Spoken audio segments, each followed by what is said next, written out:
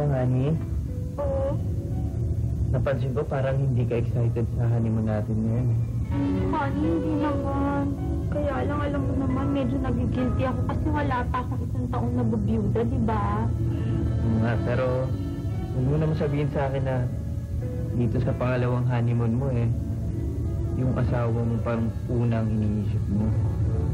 Hindi naman, honey, kaya na, alam mo, pakiramdam ko, parang nandito kasi siya sa kwarto, yung kaluluwa ba niya? Huwag mo isipin yun, guni-guni mo lang yun. Wala na yun, tapos na yun. Mabuti pa, magsha-shower muna ako.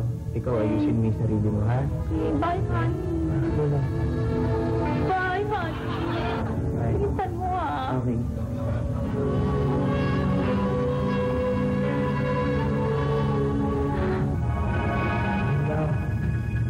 Aking mahal. Fred! Ano ginagawa mo dito? Eh, pati pa naman sa second honeymoon ko, kailangan multahin mo pa ako. Wala. Kaya kita ka mahal. Sinisiguro ko lang na maligaya ka pa rin. Liligaya? Eh, paano naman ako liligayan kung tatakutin mo yung asawa ko? Hila, huwag kang mag-alala. Ikaw lang ang makakita sa akin. Talaga? Oo. O, sige. Ay, honey. Parang may kausap ka ba sa telepono? Hindi, honey, wala. Kaya lang ganito talaga ako pag natitense. Ninenervous ako. Oo, kinakausap ko yung sarili ko.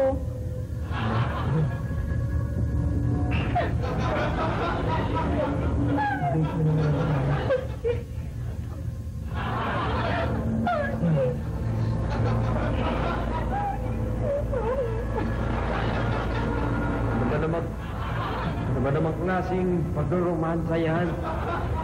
Konting swabe naman. Honey, may problema ba?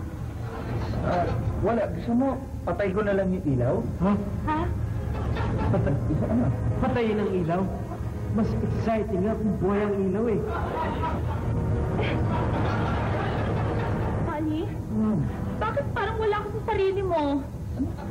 Wala, gusto mo dito na lang tayo sa ilalim ng bunot? Ha? Oo, dito na lang tayo. Sa ilalim ng bunot? Anong klaseng romansa yan?